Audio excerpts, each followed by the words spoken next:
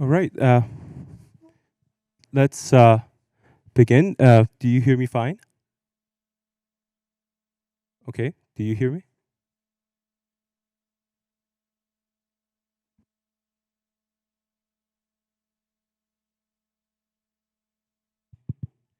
Is it better now?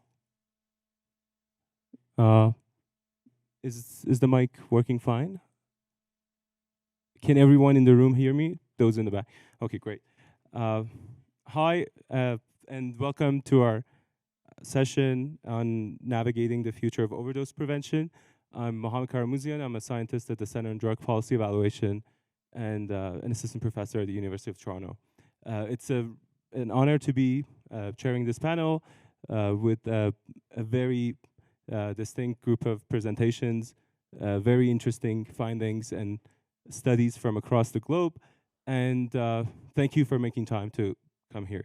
Before we begin, I'd like to acknowledge that we are on Muscos Nation's land, and we are grateful for them to uh, be here and in this time and in this room and talking about overdose prevention, which is a topic that's of interest to many nations across the globe, including uh, indigenous people across the world. So we'll have this is a bit of a shorter session in terms of the number of presentations. So we'll get to the presentations right away. We have 5 presentations, and we'll start with a study on Scotland's response to drug death crisis by Kirsten. Please, yes. I'll let Kirsten introduce herself. Yeah.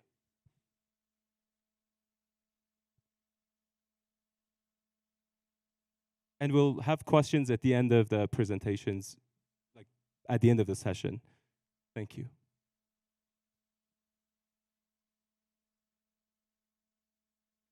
Set my timer. Thanks so much for coming to this session. I appreciate there are lots of competing sessions, and it's a real privilege to be here to speak with this great panel. Um, I don't really have a lot of luck at international conferences in terms of baggage losses and jet lag and everything. So I noticed very quickly that I have a colleague from New Zealand here, and 2 years ago when I spoke there, I had a nightmare journey and cried all the way through my presentation. So I promise not to do that today. um, Scotland has the highest drug death rate in Europe, so a small country with a big problem. And the crisis has been decades in the making, yet responses have been slow and fragmented. This presentation will cover the policy situation, harm reduction strategies, and ongoing frustrations over delays. And despite being comparatively privileged in terms of the resources, the healthcare infrastructure, and some political autonomy to lead in progressive drugs policy, Scotland's still failing the very people that those systems are meant to protect. My name's Kirsten Horsburgh. I'm CEO of Scottish Drugs Forum. SDF is a membership-based organisation. In the context of this conference, would be described as a drugs policy NGO. And we're committed to champion the rights, health, and well-being of people affected by drug use. We've been around since 1986 and been at the forefront of efforts to challenge stigma, reduce harm, and drive meaningful change. But none of that would be possible without the meaningful involvement of people who use drugs. So throughout a lot of our projects, such as our 20-year peer research project, our living experience engagement work, connecting local people to local policies and making sure that local areas know the reality of what's happening. Our peer naloxone networks that we support, and getting people qualifications so that they can work in the sector when they've had a history of living experience of drug use. And we also have an exciting new project. We are developing a fully peer-led magazine that will be out this year as well. So lots of good work, and I have linked to a QR code on the website. Although I'm a cheapskate, and the QR code only lasts for 7 days because I got a free version. So apologies if it's now dysfunctional. I also realised that it would have been a really thoughtful thing to have had the Spanish translation on the slides. I've seen that in a number of presentations throughout the event, so a really thoughtful thing to do. And I think we have translation today, so I will do my best to keep my Scottish accent under control. So this is the tragedy of the situation that we're faced with. So since recording of drug-related deaths started in 1996, 17,678 people have lost their lives to preventable overdoses. To put that into context, Scotland is a small country of around 5.4 million people, with around 60,000 people experiencing drug-related problems. The main drugs that we see in our drug deaths continue to be opiates, and heroin and methadone being the main ones, but now we are starting to see an increase in nitazenes influencing the market. Benzodiazepines are also have been substances that Scotland's experienced for many, many years, and cocaine as well, definitely on the increase. Over 1,000 people die every year from drug overdoses, more than any other country in Europe. And it's no overstatement to describe this as a preventable humanitarian disaster. Scotland's intent is genuinely positive, and the direction of travel with policy is encouraging, but it would be wrong of me to stand here and say that we're getting it right when over 1,000 people are losing their lives every year. As an organisation fighting for reform, we see the real cost of political inaction and bureaucratic inertia every day. And whilst there's been a slight reduction in the numbers of people who died last year, this is not a moment for celebration. It's a moment to demand urgent, life-saving changes. So the reality is that this has been a crisis that's been ignored for far too long. We've got no shortage of papers, reports and strategies all telling us what works, yet we continue to repeat the same recommendations with little action to follow. Scotland's drugs crisis didn't happen overnight.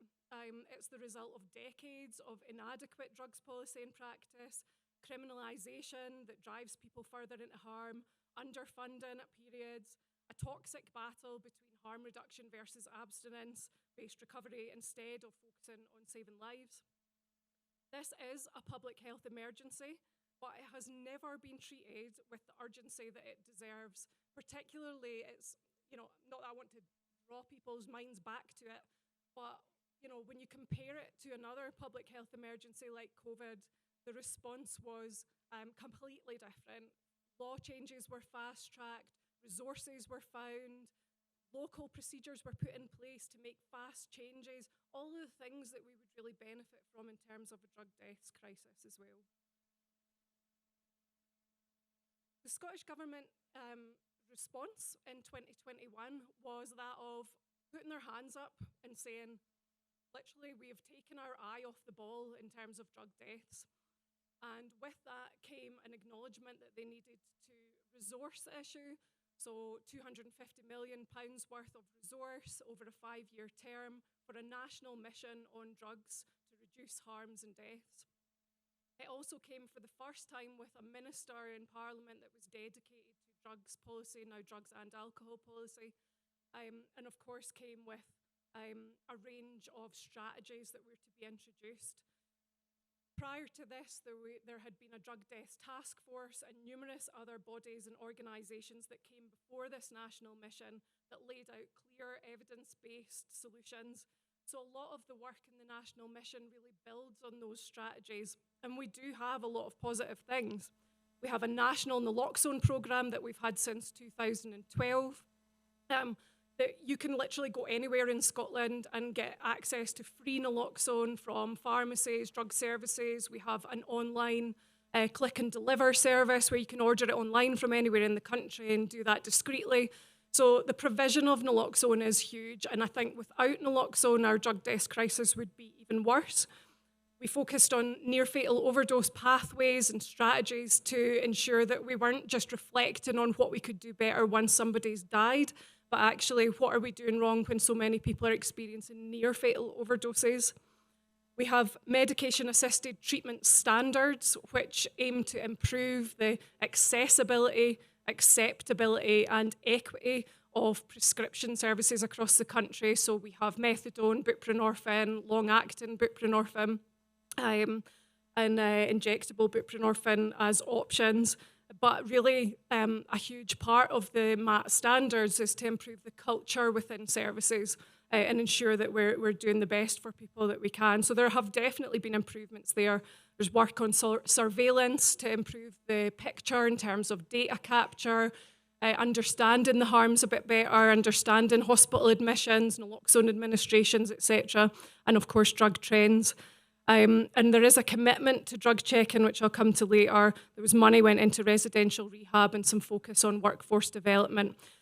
We also had a national collaborative, which brought together people with lived and living experience to create a charter of rights to ensure that people would receive, who use drugs would receive the highest attainable standard of care. A charter that has been commended by the United Nations, but again, its success will depend on whether those who are in positions of influence are truly willing to act. It was supposed to be linked to the new Human Rights Bill for Scotland, something else that has also been delayed. And whilst we have all these positive things, we also continue to criminalise people. Medication-assisted treatment is only available via our National Health Service rather than involving the third sector, which would open up options for connection and choice for people. We don't have any safe supply. We have limited access, very limited access to heroin-assisted treatment, only in one small area in Scotland.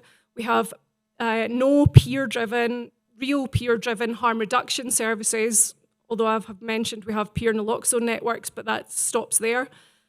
We don't have drug checking services at the moment. We have a number of applications in to deliver this service, but again, slow and bureaucracy holding that up.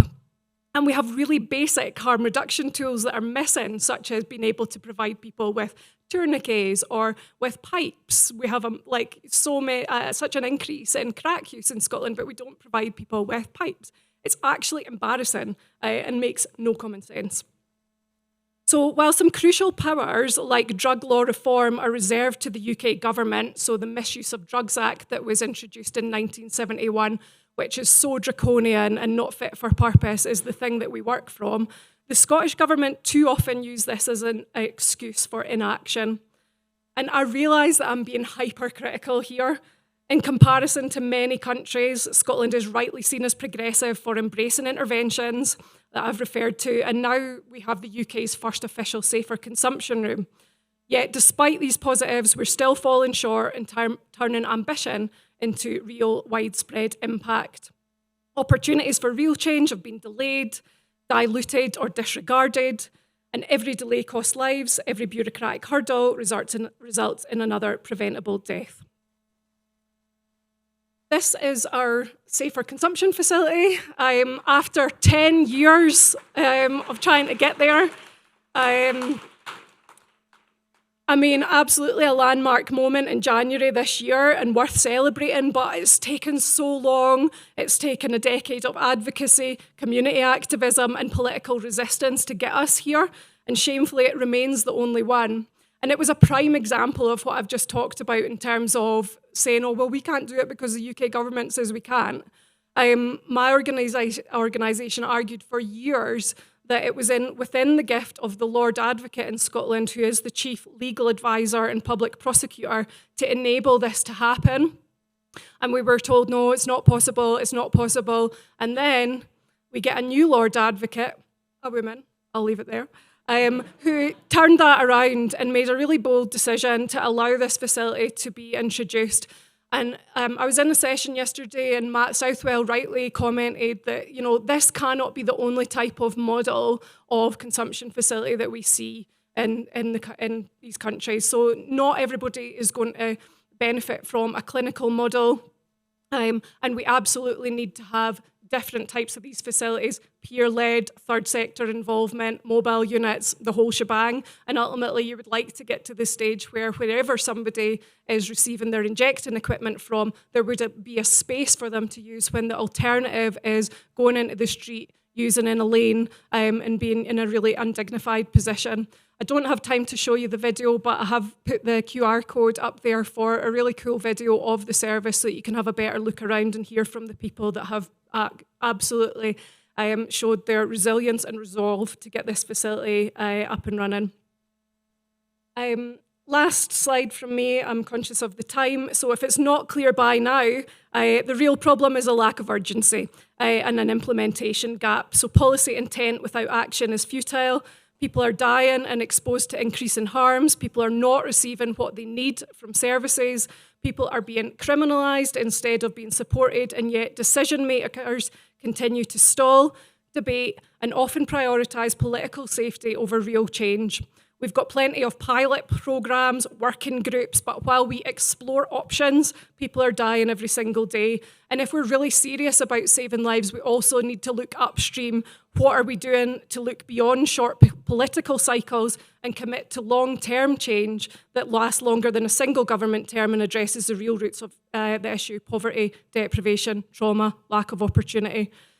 The pace and scale of Scotland's response stands in stark contrast to what would be expected in a true public health emergency: slow, fragmented, and lacking the urgency that this crisis demands.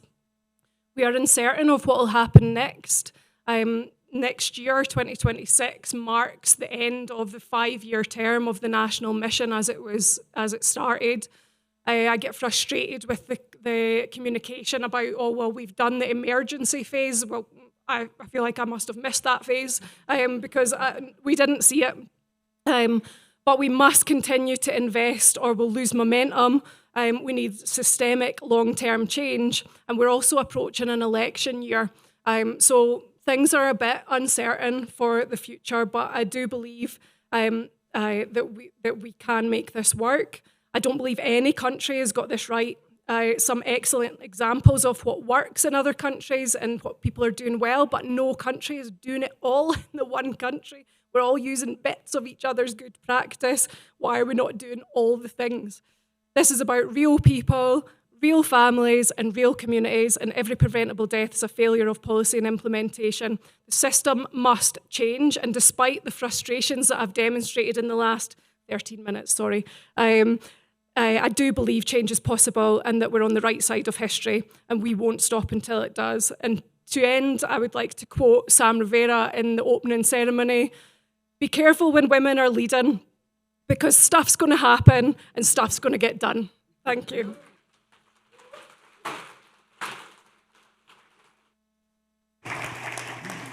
Thank you so much. Such a great presentation. So we're now going to move on to our next presentation by Abigale, who's going to talk about a program on safer supply in Ontario. Abigale. Great. Hola. Hola, bonjour, bonjour, hello. My name is Abigale Sprakes, and I live in a place called Thunder Bay, Ontario, which is a small community, but it's a community that has the highest death rate of opioid overdoses in Ontario, which is one of our biggest provinces in Canada. I'm an assistant professor at the School of Social Work at Lakehead University and have my research program specifically looking in the area of harm reduction.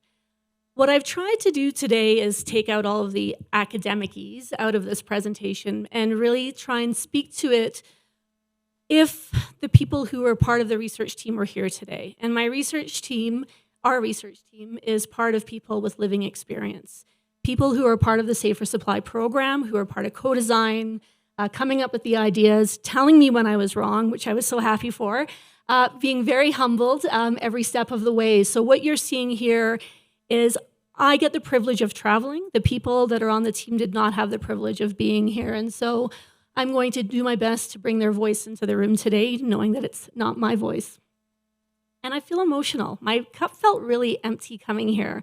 And coming to the presentations, I'm feeling a bit fuller. In Ontario right now, harm reduction programs are under attack. I felt like we were one of the countries in Ontario where sort of charging, this action around making sure we had safe consumption sites, we had safer supply, as some of the things on the menu to help people stay alive.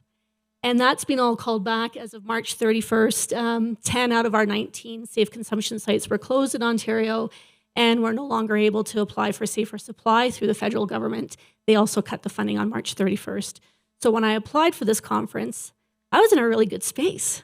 Coming here, it's been tough. So I am seeing your faces is feeling really good. So this is nanobijou. And this research took place, again, I mentioned in Thunder Bay, but Thunder Bay is on Turtle Island, also known as Canada. And this specific research was done on the traditional lands of the Anishinaabe and Fort William First Nation, signatory to the Robinson Superior Treaty of 1850. And in Canada and in Thunder Bay, we talk about all people being signatory to that treaty. We all have responsibilities to around truth and reconciliation around what's happened in Canada for Indigenous people. And I know one of my colleagues is going to talk more about that impact. I want to acknowledge again the people that were part of the study.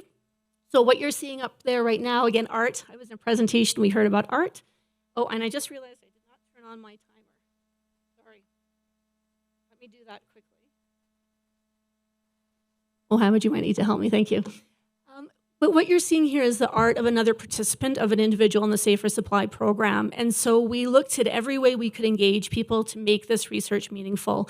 And so William, I had permission to share his name, is a participant, an individual in the Safer Supply program who created this. And he didn't give it a name because he wanted everyone who saw this picture for it to mean something different to each of you. But what he did say is that the turtle represents a safe place where you're treated with dignity and respect. This program saved my life, and it stopped me from reverting back to my old ways. Safer Supply makes my daily life easier and easier to deal with. So Safer Supply, again, is one way in which Canada was attempting to address the opioid epidemic, the death rate, 51,000 deaths since 2016. And this conference is emotional, and we're talking about death today. And many of you may know people who have died. I have. I have a cousin who died recently of a fentanyl overdose, which again impacts our family greatly.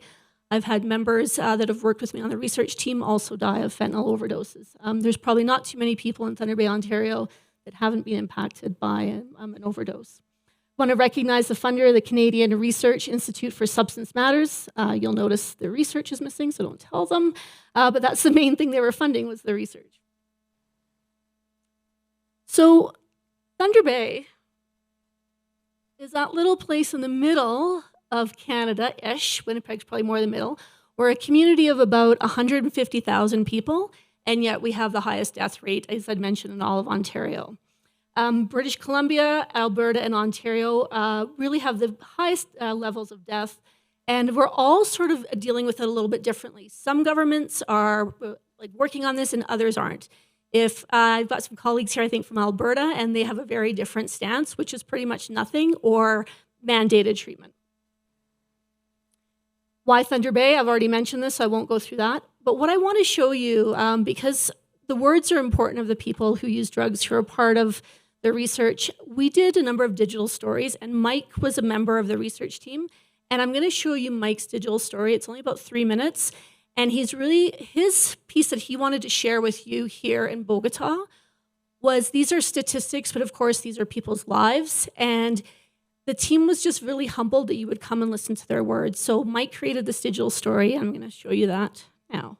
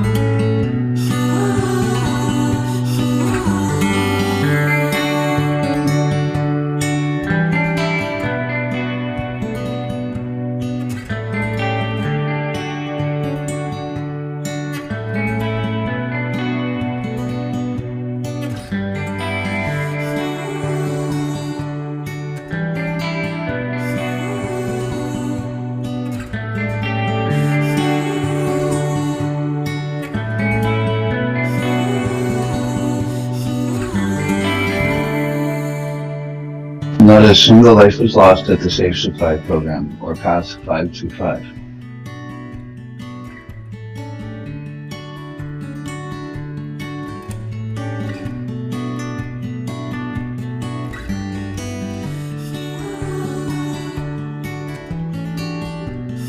These programs are more than services. They represented hope, safety, and opportunity.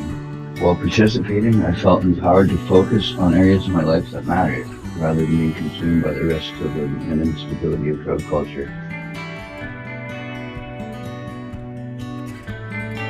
Volunteering my time through the program gave me a sense of purpose and direction, helped me create realistic goals and build a plan for my future.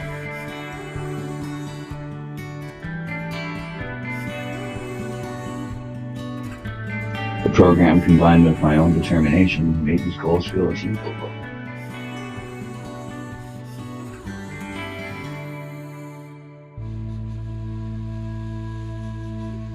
The closure of these programs, however,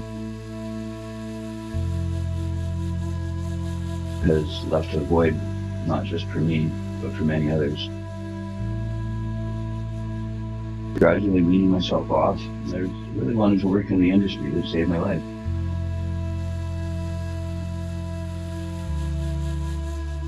Safer Supply Program and Path 525 provided the stability I needed to make progress.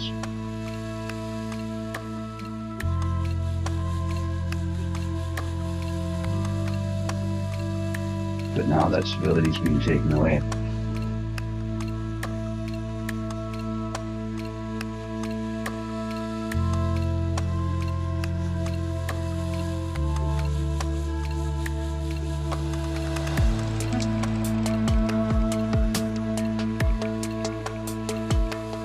Losing them feels like losing a key part of the path forward.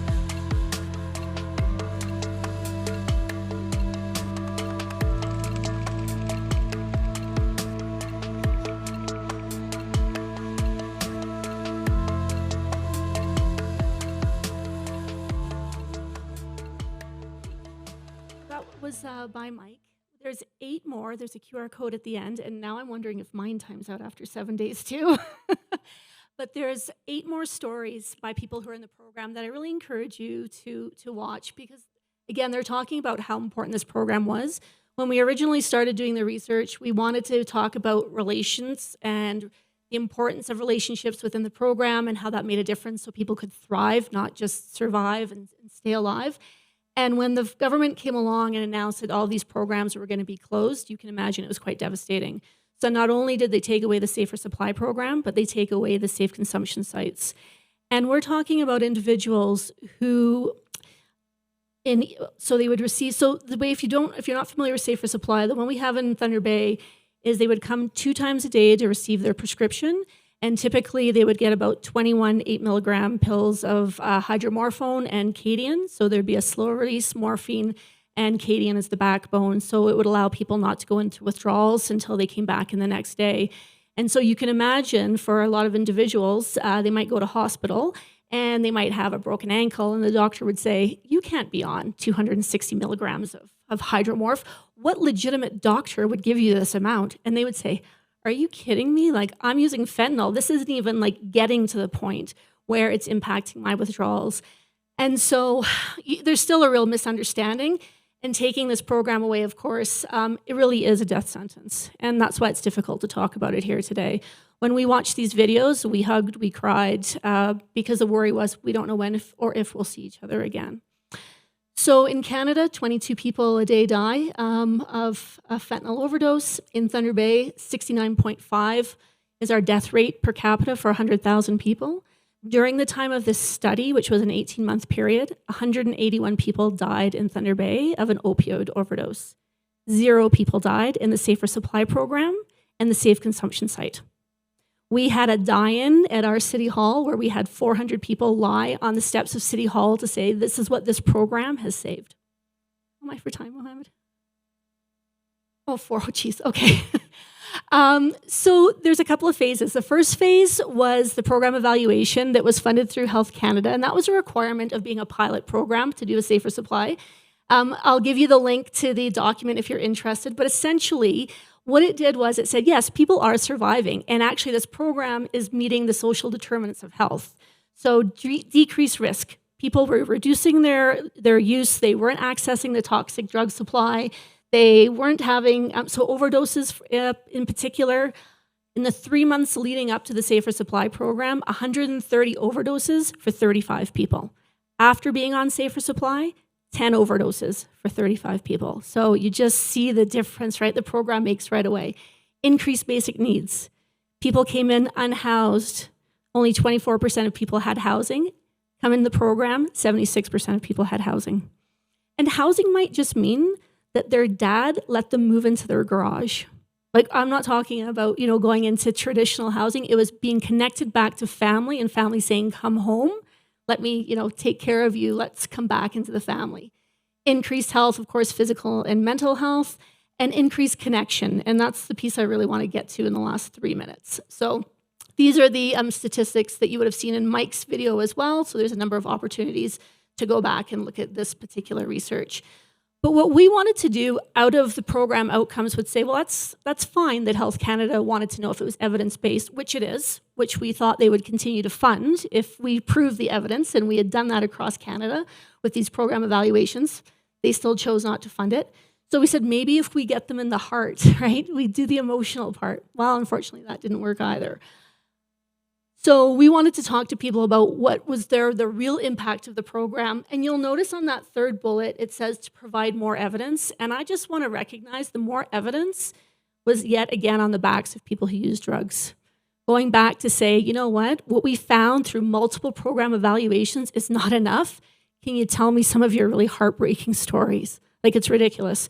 So we are very trauma-informed. We said, we don't want to, we know you've come from trauma history. Let's talk about how to move forward. What does that look like? What do you want to tell decision makers about this program?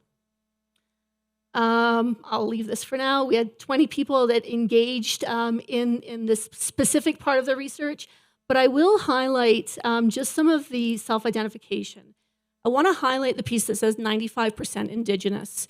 Because taking this program away was also seen as an assault on Indigenous people in Northern Ontario because of the disproportionality of people dying from opiates within the Indigenous community. Average age in the program, 34, 14 years old for substance use onset, 17 years old for opiate use, and primarily fentanyl and crack. So, of course, this isn't a surprise to anyone in this crowd. What did we find? Of course, that relational practice was key. But I think what I want to point out in the last couple of minutes here is that even though we know these things, they're still not hitting at a policy level. What the research really said was, we still haven't been able to get stigma as a social determinant of health.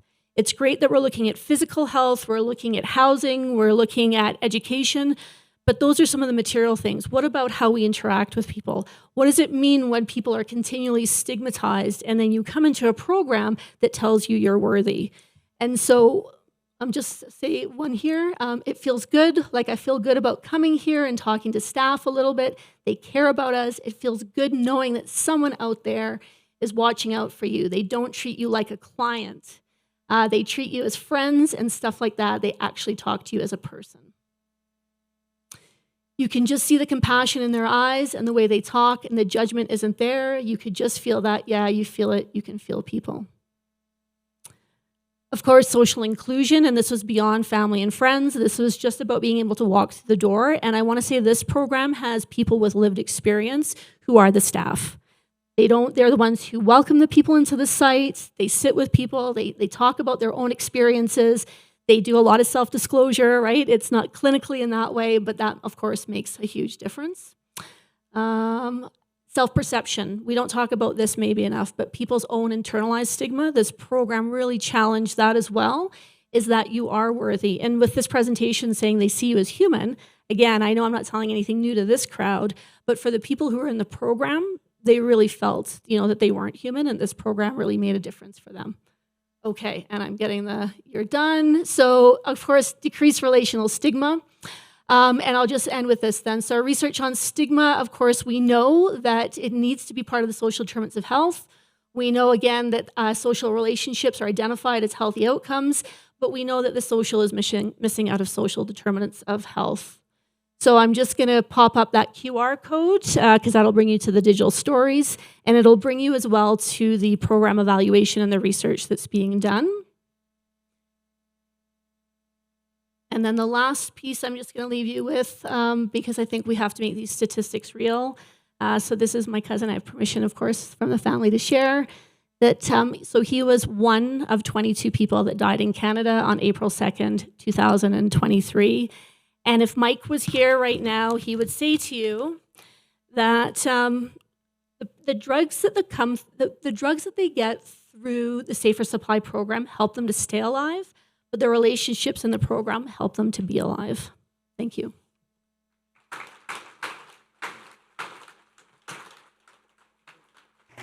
Thank you so much. Such a great presentation and such a powerful ending message. So now we're going to move on to our next presentation by Jean-Pierre, who's going to talk a little bit about health system preparation for overdose prevention. Good morning, afternoon, everyone. My name is Jean-Pierre Kools. I come from the Netherlands. I work for the Dutch Trimbos Institute, which is the Institute for Mental Health and Addiction. It's an honor to be in this panel. And it's also to be it's a special occasion because I realized that after the presentations from Scotland and from Canada, I live and work in a country where the situation for drug users is completely different. But still, I would like to elaborate on to which extent our country is actually prepared for issues with fentanyl or nitazenes that are currently happening in countries all over Europe. There we go. First of all, I would like to start with the context of synthetic opioids, then the situation in Europe, a preparedness scan that we've been conducting in the Netherlands. To which extent are we prepared for situations like we've heard in Scotland and in Canada, and some key findings of that research. First of all, the Netherlands. Very tiny country in the, actually I never show this, but now in South America, I think it's appropriate to show the size and the location of my country. It's a high-income country, it's a welfare state, and on drug policy, yeah, okay. And on drug policy, we've got a very well-established drug policy already starting from the 1970s. And the Netherlands is one of the homes of harm reduction. We've got well-established harm reduction. We've got drug checking, 20,000 investigations every year. We've got drug consumption sites in 20 cities all over our country. We've got 70% of all people using opioids are in treatment. So harm reduction is very well established in our country. But then, what does that mean in a context that might be changing? We just heard some figures about the situation in 1,000 deaths annually in Scotland. 20,000? No, a country. No, astonishing figures. And I read a paper a couple of days ago in preparation of this presentation. A recent research paper. It said that there are more than 600,000 fatal overdoses in the US.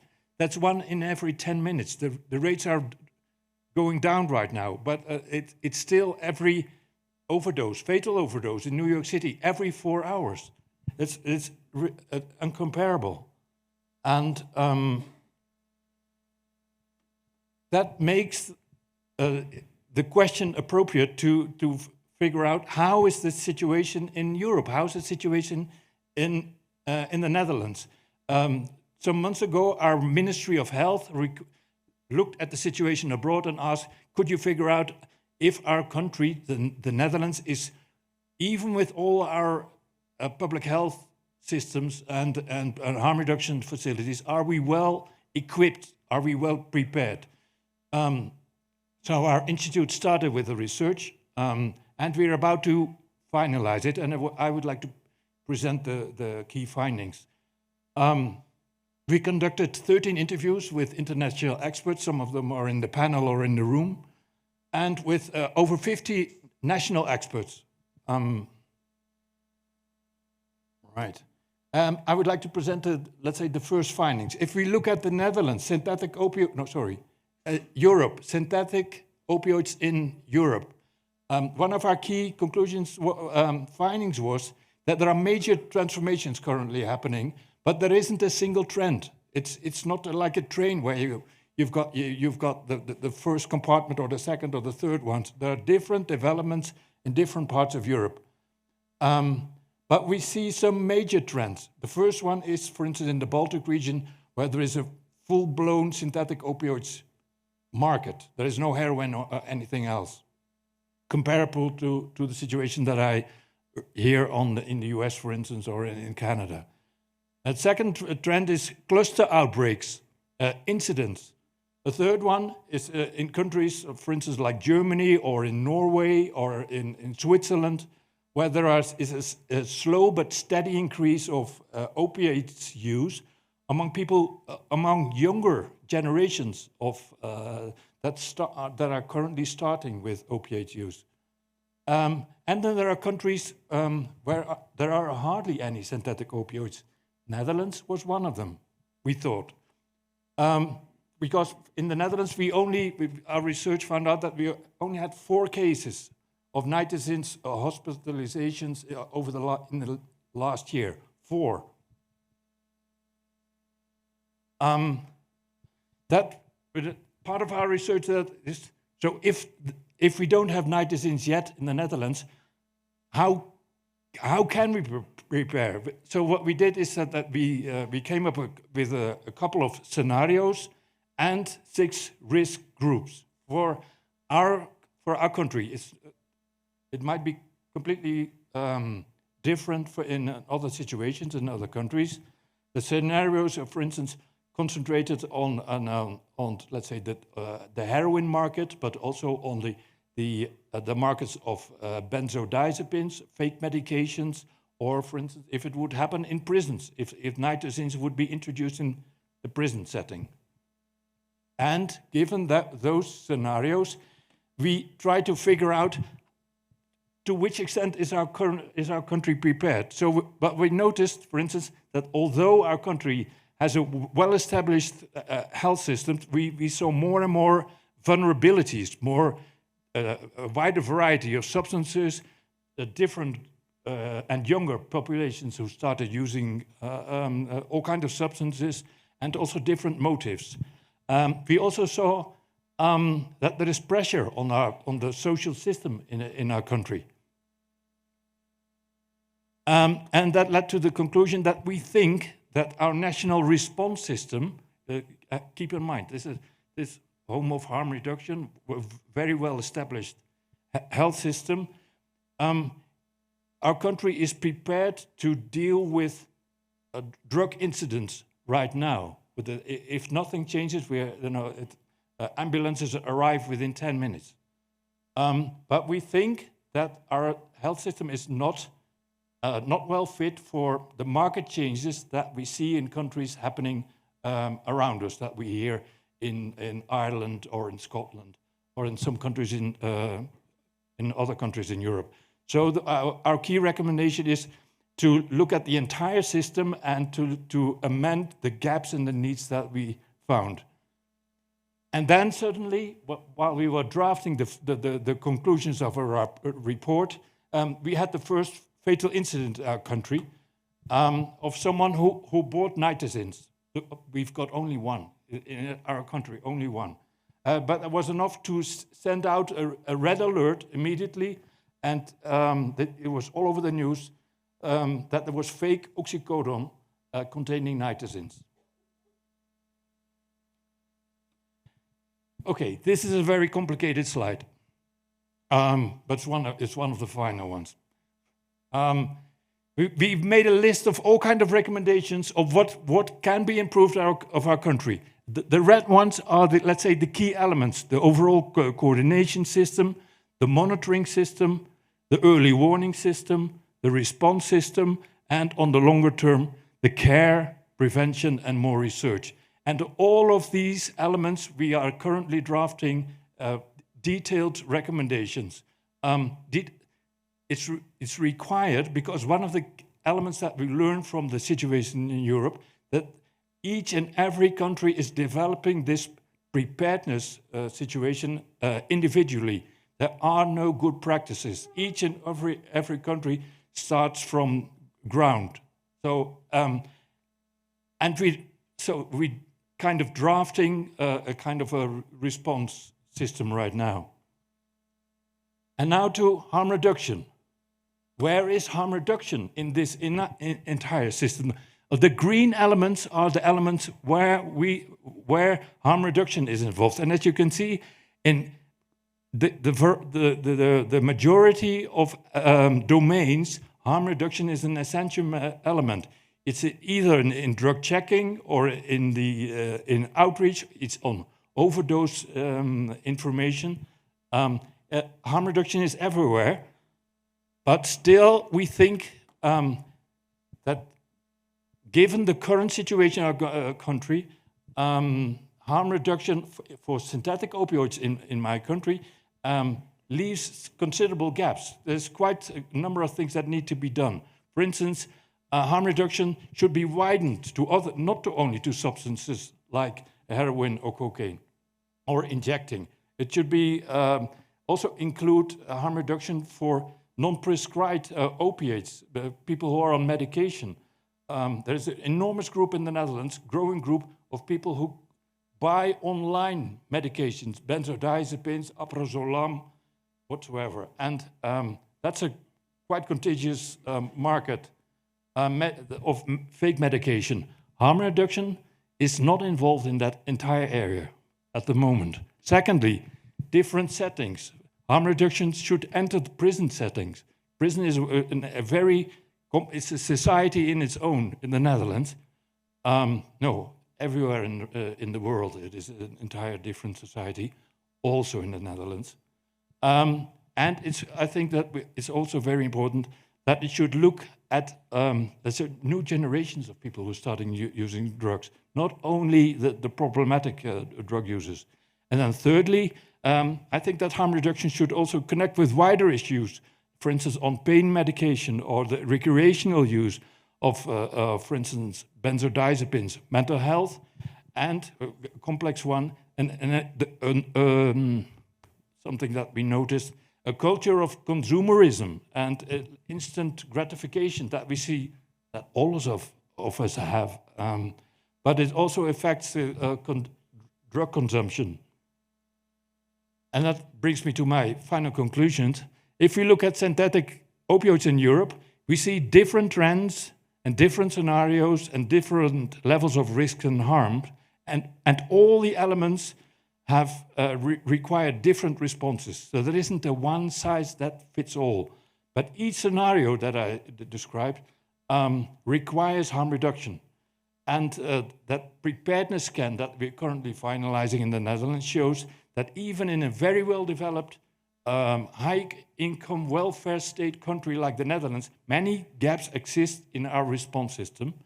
And it illustrates that there are many areas in harm reduction that are currently not covered by the things that we need to do in order to prepare for the things that are likely to come also to our country. And that actually is underlines the urgency that I think that it's time for another level of innovation in harm reduction. With that, having said, I would like to thank you very much for your time.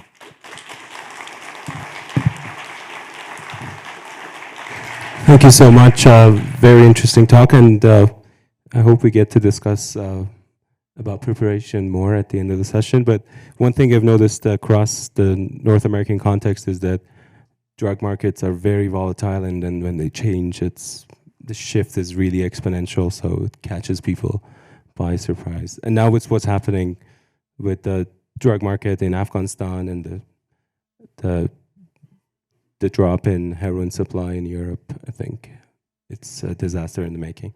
So next we're gonna have Rishta talking about a qualitative evidence synthesis of values and preferences of clients of safer supply programs across Canada, which would be a very informative piece. Please. Hi, everyone.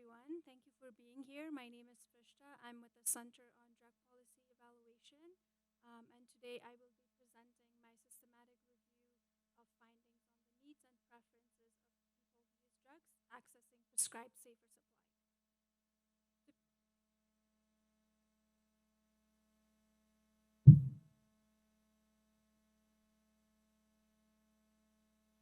supply. To provide some background, in Canada, toxic drug poisoning has been an ongoing public health challenge since national surveillance began and opioid epidemic was declared in 2016. Since then, we have had more than 50,000 drug toxicity deaths, and these are primarily driven by unregulated fentanyl and its derivatives. In response to this growing drug toxicity crisis in 2020, Canada's Federal Department of Health funded the scale-up of a harm reduction-oriented intervention known as Safer Supply. Safer supply refers to the provision of prescribed pharmaceutical-grade drugs, such as opioids, as a safer alternative to toxic unregulated drugs to individuals at high risk of overdose. Safer supply aims to reduce overdose risk by way of reducing reliance on toxic unregulated drugs. While safer supply prescribing varies across programs, hydromorphone tablets as daily take-home doses coupled with a long-acting opioid medication such as slow-release oral morphine is the most common prescribing approach. Some programs provide prescribed alternatives without the long-acting opioids, such as the MySafe program, which provides hydromorphone tablets through a biometric dispensation machine located within existing community health services. Other variations in safer supply programs include type of medications prescribed, dosing schedules, client monitoring, and the degree of integration with comprehensive wraparound services. So since safer supply implementation beginning in 2020, a number of qualitative studies have emerged exploring client views and experiences with these programs. So our objective was to synthesize the available literature on client experiences, focusing on their needs and preferences with safer supply programs to inform evidence-based prescribing, enhance service delivery, and inform future program implementation. So for our systematic review, we searched 7 electronic databases, including Google Scholar and the National Safer Supply Community of Practice website from January 1st, 2016 to August 21st, 2024, looking for qualitative studies on safer supply client experiences. We used the widely applied Thomas and Hardin's 3-step thematic synthesis approach to analyze our data. We also used a critical appraisal skills program checklist to assess the quality of studies that we included in our review. And lastly, we assessed confidence in each of our review findings using the Great Circle based on methodology, coherence, adequacy, and relevance. So here's a summary of our Prisma flow diagram. We identified 19 peer-reviewed articles representing 13 unique studies from British Columbia and Ontario. The total sample size across the studies included was 395 individuals. Of these, 60% were men and 36% were women. In terms of ethnicity, the majority of participants identified as white and around 23% identified as Indigenous. We developed 135 inductively driven codes, which were used to develop 12 descriptive themes and 4 overarching analytic themes through an iterative analysis process. So this is an overview of our thematic results. These are the 4 overarching analytic themes and their corresponding sub-themes. I will briefly go over each of these one by one. So our first overarching theme is client-relevant goals and outcomes, which describes a set of outcomes that are meaningful to clients and that motivated them to enroll in safer supply programs. Our first sub-theme is withdrawal management. Avoiding withdrawal at all times was a very common goal among clients. Safer supply medications help clients manage withdrawal symptoms, enabling them to control their drug use and reach a level of stability where they could focus on other competing priorities. Untreated chronic pain was common among safer supply clients, and these individuals relied on unregulated opioids to self-medicate. So for these clients, one of their goals was managing their chronic pain by using safer opioid medications. Another common client-relevant goal was socioeconomic improvements, especially among those whose lives were dominated by the vicious cycle of unregulated drug use and its associated harms. Our second overarching theme was right medications that would sufficiently meet clients' needs and preferences. Some clients who received hydromorphone tablets were not happy with how well it functioned as an alternative for fentanyl. So to ensure clients receive the right medications for their needs, a common theme was having access to multiple medication options. Having the right prescribed alternative also depended on having the right dose, especially for clients who developed high tolerance as a result of exposure to highly potent fentanyl sourced from the unregulated drug market. And lastly, mode of consumption was a key aspect of right medication. While hydromorphone tablets are the widely prescribed formulation in safer supply programs, a number of clients did not like the tablet formulation and expressed a preference for smokable options. Our third overarching theme is supportive and client-centered care approach, which pertains to the relational aspects of care delivery.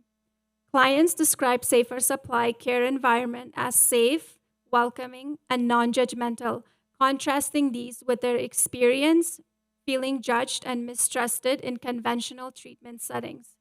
Clients valued the compassionate, respectful, and caring approach of safer supply staff, noting that this fostered mutual trust and a sense of safety. Safer supply clients typically have complex and unmet care needs. Those participating in integrated models of safer supply, which refers to programs that provide comprehensive wraparound services, valued having access to a multidisciplinary team of care providers that offered primary health care alongside linkage to social support services. And another aspect of care delivery that made safer supply client-centered was shared decision-making, where client feedback was actively sought and used to guide care planning.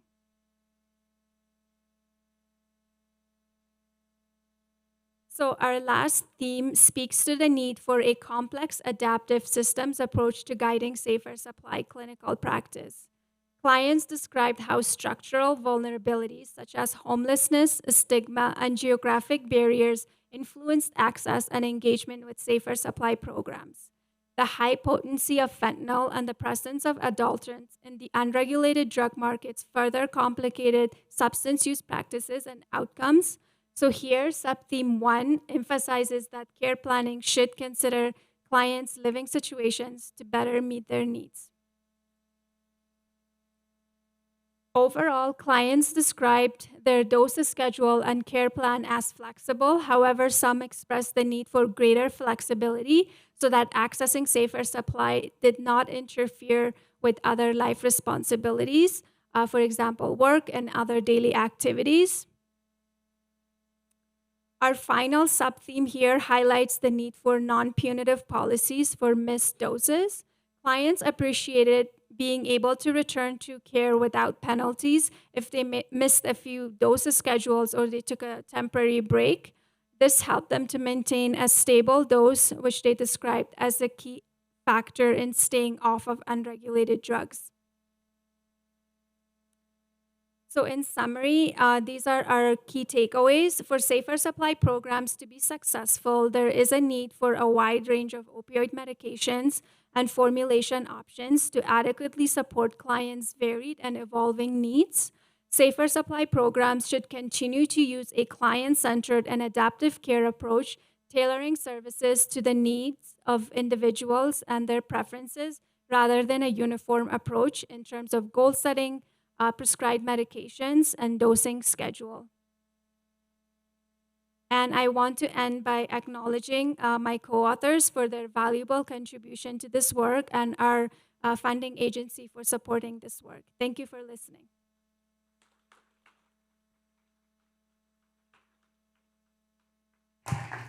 Thank you so much, Firste. That was a very helpful and concise overview of what clients in the safer supply programs prefer, rather than what the clinical establishment wants them to follow. And last but not least, we have the pleasure of having Rob here, and he would be talking about drug overdose among Indigenous Americans. Sound check. Everyone hear me? Good. How's everyone doing? Good? About 3 o'clock. It's about that time. Probably getting a little drowsy. Need that cup of coffee for the afternoon, right? I want to start by saying thank you for having me. I'm really honored to be here with this panel of brilliant, amazing people and all the work that they're doing and all the work that you guys are doing too. And big thank you to the volunteers for keeping everything going very smoothly. And I want to start by saying I'm nervous. I'm full transparency. Can I get everyone to just humor me? Just stand up and stretch for like 30 seconds. Take a big breath, man. That'll really help calm. Big breath in, big breath out. Stretch. Thank you, guys. Thank you. All right. I'm going to start by saying, I think I said start like 3 times now, but thank you for having me again. My name is Rob O'Clair. I'm here representing the Bad River Harm Reduction based on the Bad River Reservation in Wisconsin, USA. We're a small, rural, indigenous reservation in northern Wisconsin, and as an indigenous and also as the only person who lives in the USA on this panel, I really feel the need to echo what someone, I can't remember his name, but on opening day, he had mentioned that he wanted to apologize. And I want to echo that and apologize for the harm my country has caused on this epidemic so far, and for the harm that we're probably going to cause in the next 4 years too. Yeah, thank you. So before I get into it, just a little bit about Bad River Harm Reduction and me. I'm with a bunch of great, brilliant minds, very educated. I'm just a person with lived experience, a certified peer specialist working on the front lines. I feel all the work is just as important. Thank you again. I appreciate you guys. Wow. This is a really great room. I didn't expect that. Oh, am I cutting in and out? Is this better? Okay. Thank you, guys. So at Bad River Harm Reduction, we knew we couldn't wait for help to come from outside.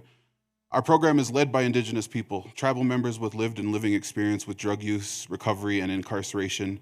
We partnered with Next Distro, an online harm reduction organization based out of New York City, to create a mail-based order program that sends Naloxone and other harm reduction supplies to the entire state of Wisconsin.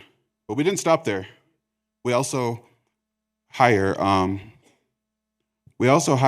people with lived and living experience as independent contractors to deliver supplies in person to rural and tribal communities that can't easily be reached by mail or don't have brick and mortar harm reduction. That'll go to the first slide.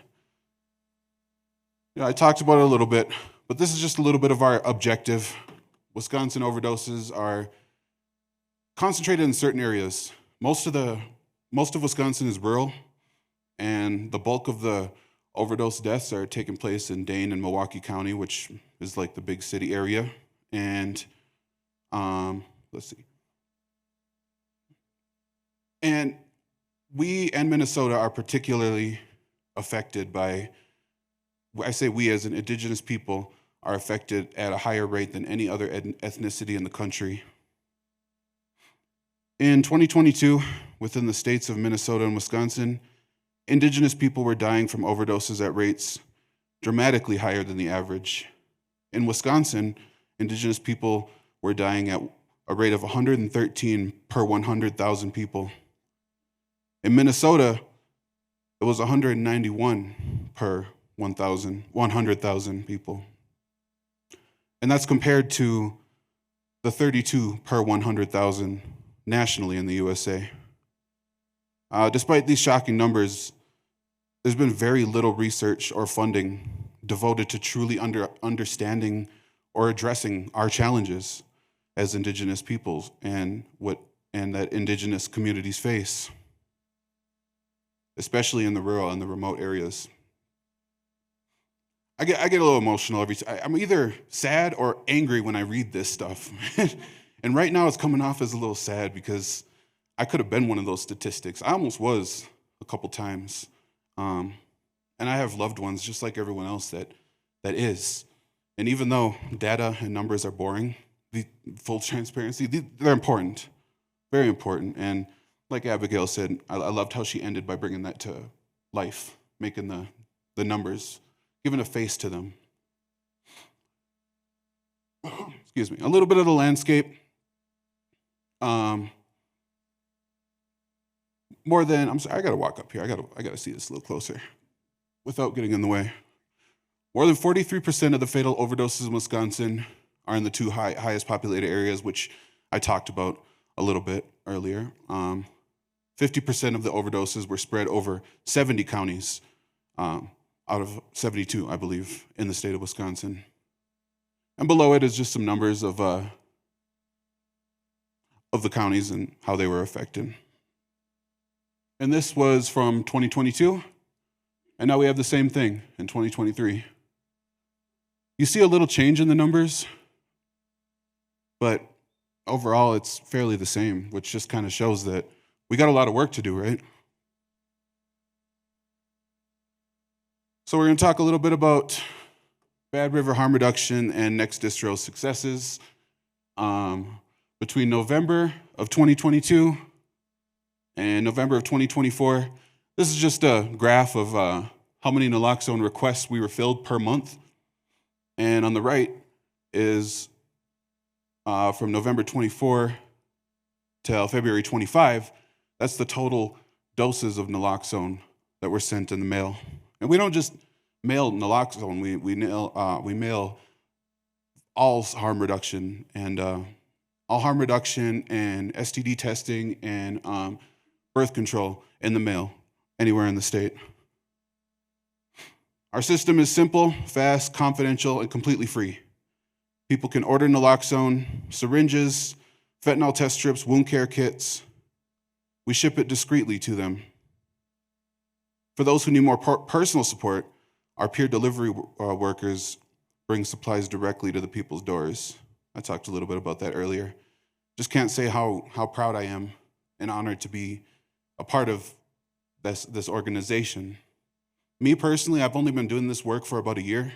So in a way, sometimes I feel like this isn't like my story to tell. But I know what I'm doing is important too. And sometimes I wish I would have gotten into it earlier, I guess. Maybe some people resonate with that feeling. I'm sure we've all had some sort of feeling like that in the past. Like I should be doing more or could be doing more, right? I know I get that a lot.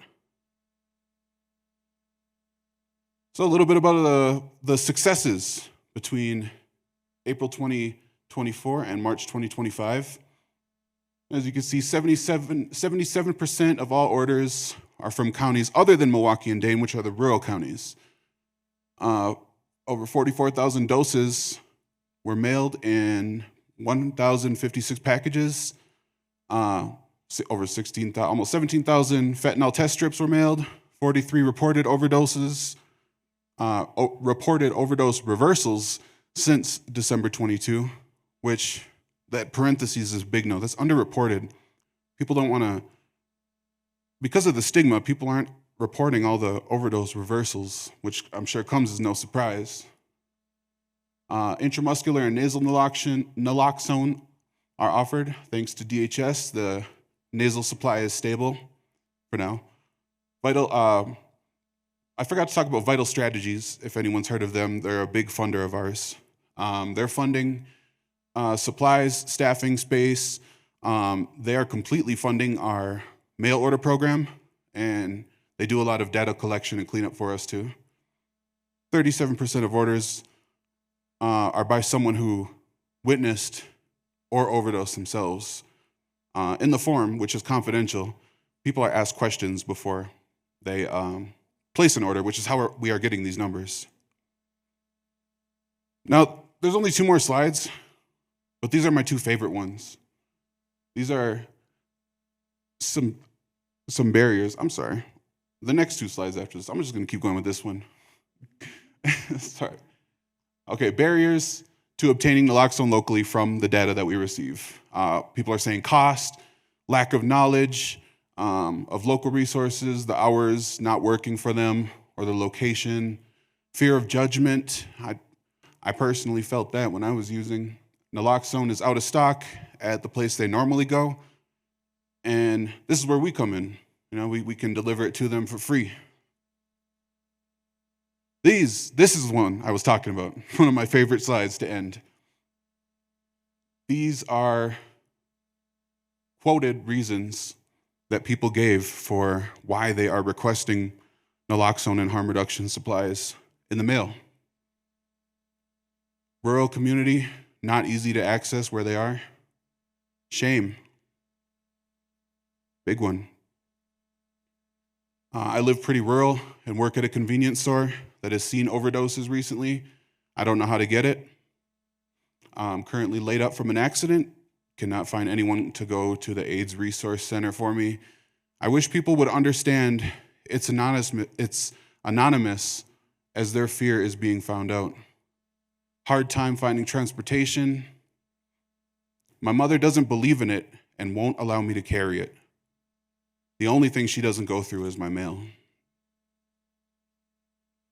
Can't find any local and afraid that it admits guilt because of their pending court charges due to an overdose where they called emergency services, and they're facing charges for that.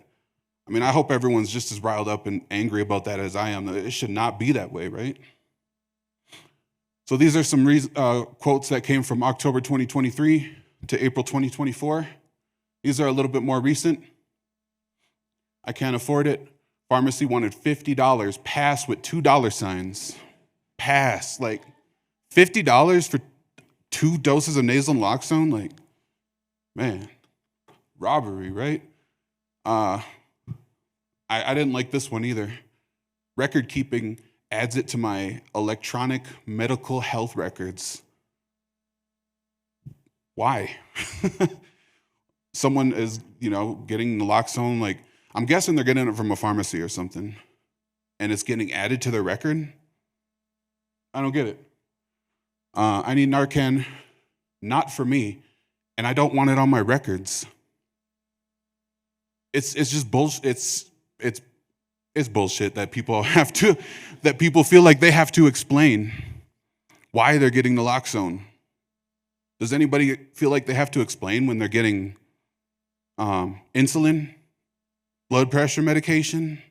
Why are we treating naloxone like this, right? Next one is the same thing. They act like you are a criminal and want prescription, or like they don't know, have not tried since. No one will help that I've reached out to. Another one who's feeling like they have to explain why they're ordering it. I don't have issues. I'm just a teacher who thought it might be handy in case there's ever an emergency, but I hope I never have to use it, and I don't want to if I don't have to. Hope that makes sense. I mean, first of all, thank you to this teacher, but I just wish she didn't feel like she had to write all that.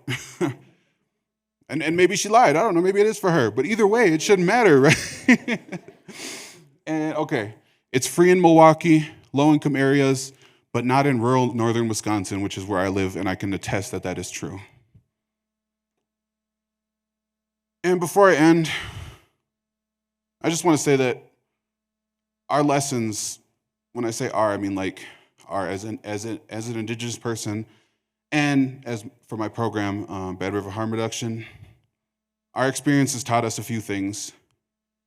You need a plan, but plans always fail. You don't need perfect infrastructure. You don't need a clinic building to save lives. If you have male, peer networks, trust, commitment, you can build real lifelines, even in these isolated places like where I'm living. I want to thank all of you guys, first of all, too, for all the work that you're doing around the world. And I'm just so honored to be able to have this platform and have this space to share this. And I know all the people, all of my colleagues on the panel feel the same way. So thank you guys for just thank you for being here. Keep doing the good work. You know, I hope the work that we're doing in Bad River can inspire others to think creatively about reaching rural, remote, and indigenous populations. This is the reality that many of our communities and people are facing, and it's why action can't wait.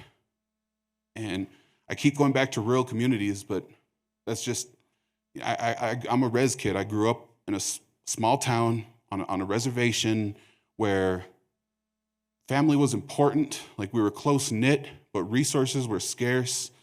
We have to drive 30 minutes just to go to Walmart and do some grocery shopping. I mean, when it comes to healthcare, the stigma, as well as the distance and the geographical barriers are just, they're crazy. So basically what I'm saying is don't forget about us. Help. I'm really hoping that the work that and I'm really proud of the work that me and my coworkers and my work family is doing. Thank you all again. I really appreciate you.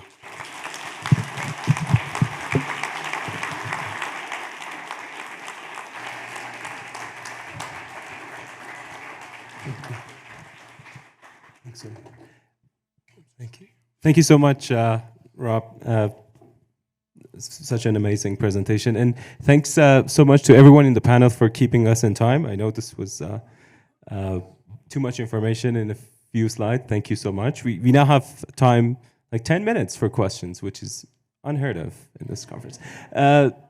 So if you have questions, please let us know and we'll bring the mic to you. I see 2 hands up there.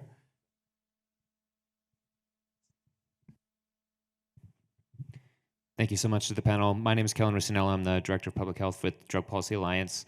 So my question is, so we know the research shows that people in safer supply programs prefer not hydromorphone. So I'm curious, are there discussions to expand the options for safer supply to include heroin or even fentanyl in Canada?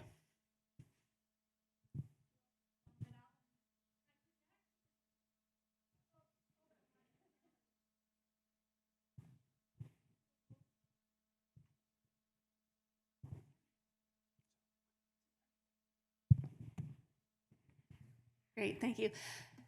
So part of the issue is it's not being funded anymore in Canada. So now it's up to sole prescribers to make that decision, and some are, and they're doing it through observation within their offices. But one of the big things that's come out through all program evaluations and research is that hydromorphone and Cadian aren't cutting it, and that there should be an ability to have a fentanyl-based safer supply, because that's what you need a safer supply to. It's a toxic fentanyl, and that has come loud and clear across the board from people who use primarily fentanyl. There is not, in Canada at least, a plan to go forward with that. But I do know there's some cutting edge docs out there that are playing with some of these ideas around how to do that so that people don't suffer. But it's not on the records. I just wanted to add to that by saying that there is a program in Vancouver that provide fentanyl patches, but again, the formulation is a key aspect of the right medication because it's causing a lot of discomfort and skin irritations. And then there was someone there. Yeah. Hey, how's it going? My name is Roland. I'm from the United States, and this question is for Kirsten. Although first I want to say to John Peters, hello. I spent 6 months in the Netherlands, and you were a huge mentor for me there, so thank you so much. This question for you, Kirsten, is about Scotland and MAT. In the Netherlands, 60% of people who use opioids have access to MAT, 10% have access to heroin-assisted treatment, and part of that is because of kind of the low threshold, which means that they have no drug testing, take-home options, and also help with transportation and those types of things. And so when you look at the Scotland context, I was just wondering how many people who use opioids have access to MAT, and what are some of the barriers that you see to them accessing that? Thank you.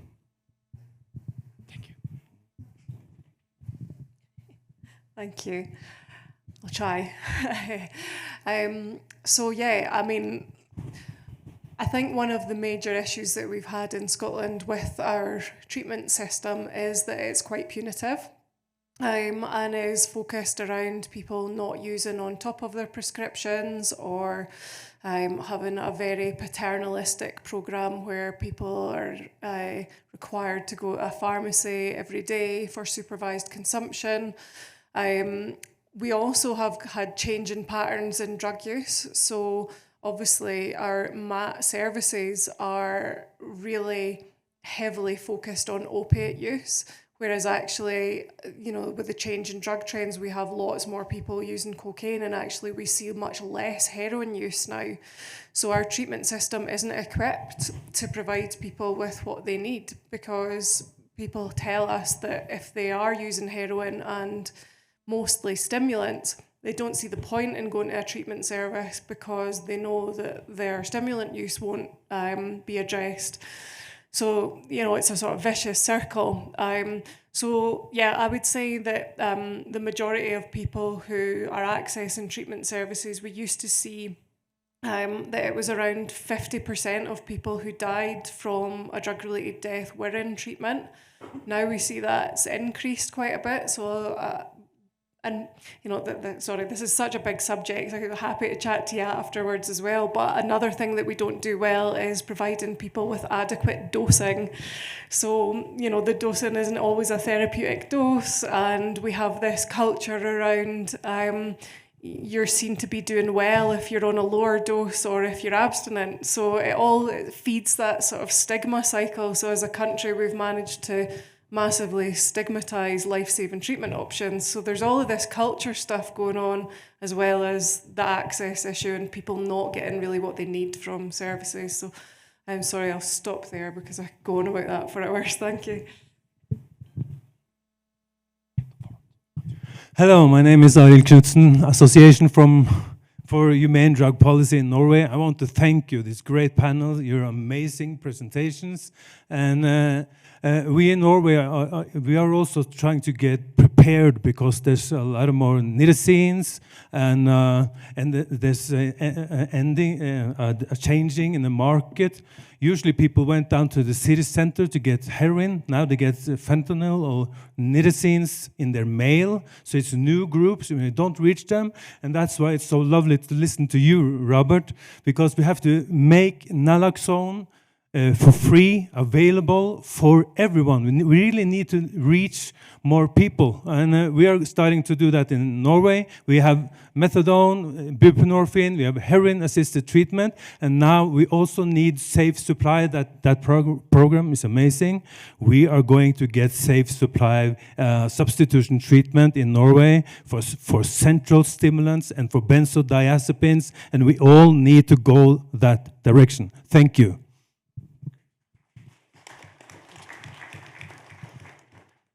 Kia ora koutou. Rob, this is a question for you. Was there any amazing presentations by everybody, by the way, to support what's been said, but just wondering, on the res within your community, was there any pushback? Has there been any pushback around harm reduction, supplying needles, supplying all of the work you've been doing from anybody, including your elders? You were asking if there's been progress? I'm sorry. Oh, sorry, pushback, any resistance? Oh, absolutely, man. So, like I said, I just kind of jumped on a year ago, but in 2014, 2015, when overdoses were like crazy, my my supervisor, Philomena, some of you may know Philomena Quebec. I work for her. She started harm reduction, and at that time, it was pretty much just exchanging needles and supplies out of the back of her van. And my cousin Aurora, she was one of the first also to jump in on it. And it was hard for them because they got a lot of backlash. They got a lot of, I know we've all heard the word that we're enabling. We're, encouraging, enabling, whatever. So they definitely did face a lot of that. And they were they were occupying space. They were not asking for permission. They were using the tribe's admin building and just storing stuff under the stairs and covering it up. And if anyone asked them about it, they would just say, "Yeah, we'll be back to get it at some point." So and I'm sure a lot of people here too have had those type of experiences where you and I thank like the generation before me, like who laid the groundwork for this type of work that we're able to do now, because it's a lot better now. There's a little bit more acceptance for our program, and we've come a long way, but we got to celebrate that, but we also got to look at all the work that we have to do still. Thank you for your question. I appreciate it. Thanks so much. I think we have like one more, and we're almost at time. One more question, and then we'll wrap up the session. Thanks, David. Please. Yeah, thanks, Mohammad. David Marsh from Canada. It's really not a question. I just wanted to remind people that there is still heroin-assisted treatment and hydromorphone supervised injectable treatment happening in Canada, and that the evidence from the Naomi and Salome trials where people were double-blind randomized to those medications showed it's really about the dose. So there may be a small number of people who need injectable fentanyl to maintain them, but if you give a high enough concentration in a convenient volume to inject of hydromorphone, it can meet most people's needs. And on that note, and I echo that, I think like there was a lot of literature on IOT that I encourage you to look into. There are a few heroin-assisted treatment programs still in Canada. If you look up Crosstown Clinic in BC, they have guidelines that if you're interested in, and I think the BC Centre on Substance Use also has a guideline if you're interested. And on that note, I'd like to thank the panel for their time and presentations, and thank you so much for being here and for your interest.